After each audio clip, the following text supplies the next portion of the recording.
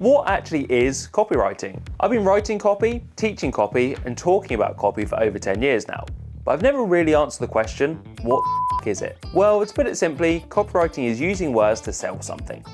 It's not just about writing words though. You need to know how to write stuff that sounds good, sure, but you also need to know things like who your target market is, what the voice or tone of the copy should be, marketplace sophistication, how salesy to be, how to make a great offer, storytelling, and a whole lot of other things that mean high-level copywriters get paid tens and sometimes even hundreds of thousands of dollars per project. Some copywriters even make over $1 million per year once you factor in the royalty fees they get. Now, unfortunately, I can't give you a complete breakdown of copywriting and help you get from new wordsmith to godlike copywriter commanding $1,000 a word in the next however many minutes this video will be. But what I can do is give you a quick deep dive into what copywriting is, some fundamental principles you should know, and how you can get started yourself. Let's start with the fundamentals. At its core, copywriting is persuasion in written form. It's about understanding human psychology and using that understanding to guide people towards a specific outcome. Normally, that outcome or action is buying something. That said, it could also be to request a demo or a freebie, it could be to add their name to an email list or a waiting list, or it might even be simply to get them to change their opinion on something. For the purposes of this video though, let's say you're making a direct sale. Think about the last time you bought something online. Maybe it was a course, a subscription, or even just a pair of shoes. Something convinced you to pull out your credit card, and that something was copywriting. And we can argue that perhaps it was the branding or the social proof or the fact you simply needed that product. But still, copy will have played a part. In fact, that's a big mistake many people make. Copywriting isn't just about the words.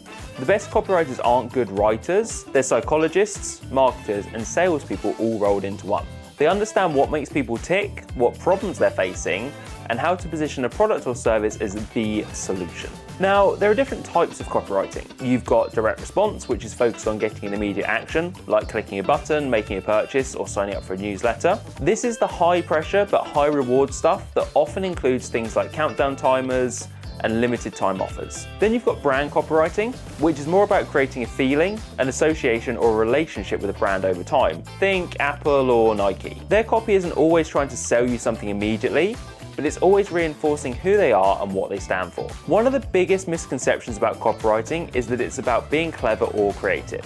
And yes, that helps, but what really matters is clarity and relevance. The best copy in the world won't sell a product to someone who doesn't need or want it. That's why understanding your audience is probably the single most important skill in copywriting. You need to know their pain points, their desires, their objections, and their language. You need to be able to write in a way that makes them think, holy shit, it's like they're in my head. And this is where research comes in.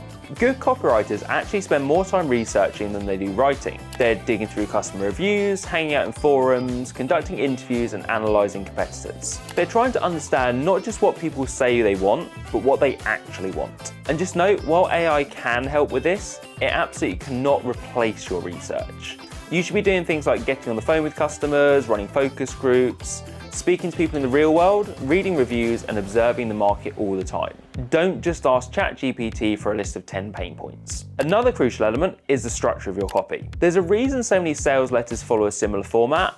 It just works. You start by grabbing attention, then build interest by speaking to a problem or a desire. You create more desire by showcasing your solution. And finally, you prompt action with a clear call to what you want them to do next.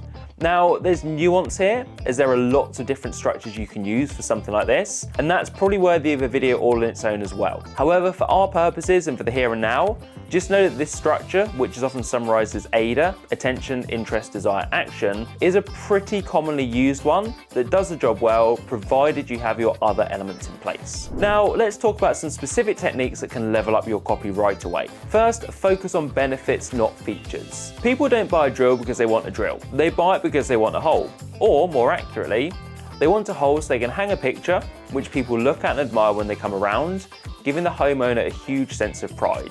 See the difference? Or how about this one? People don't want a fitness program. They want to lose fat, get lean, and feel confident at the beach so they can have a happy, smiling photo with their kids without wanting to cover themselves up in a towel. Always translate the features of what you're selling into what it will actually do for the person. Second, use simple language. Copywriting isn't the place to show off your vocabulary, so write like you talk. Use short sentences, break up paragraphs, make it scannable. Your goal is clarity, not impressing people with your command of obscure adjectives.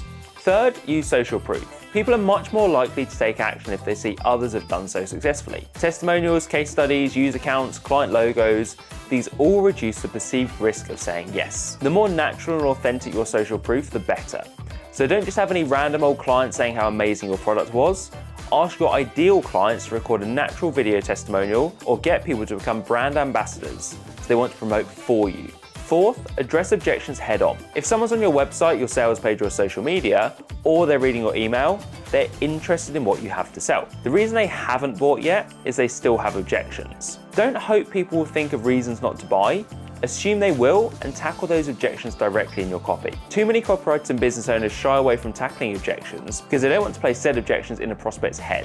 But that's just stupid. The more you show the reader you understand where their head's at, the more relatable you are, and the more they feel seen and understood, the more likely to buy they are. So don't bury those objections and hope people won't notice. Address potential worries over things like the price, how well the product works, the amount of support given, and that kind of thing, head on. And finally, be specific. Vague claims like "this will change your life" or "you'll find this transforming" are much less effective than "this helped 83% of users increase their sales by an average of 27% within 30 days. Or something like "to date, we've helped 943 business owners say goodbye to complicated accounting and save an average of $7,843 per year on their tax bill." Specificity builds credibility. So how do you get started as a copywriter? Well, there are a few paths. You can go the agency route, where you'll likely start as a junior copywriter working on a variety of clients. This is great for building a diverse portfolio quickly, but the pay typically starts low. You can go in-house at a company, focusing deeply on one brand or product line. And while this often delivers more stability and maybe more benefits, it's also got less variety. Plus, many companies want you to have a degree, which is entirely unnecessary, but still a somewhat antiquated requirement. Or finally, you can freelance, which gives you the maximum freedom but requires you to handle everything from finding clients to managing projects to actually writing the copy yourself. You also need to build up your own name, do the legwork to get clients, and you should be constantly prospecting even if you're currently fully booked. Clearly, I'm actually quite biased and massively in favor of the freelance route, but there are other options out there if you choose to do so. No matter which path you choose, the key is to start writing. Even if you don't have a paying client yet, you can create spec work or offer to do projects for free or at a discount to build up samples. Or you can just write for the sake of writing. There's nothing wrong with that. Doing a little reading isn't a bad idea either.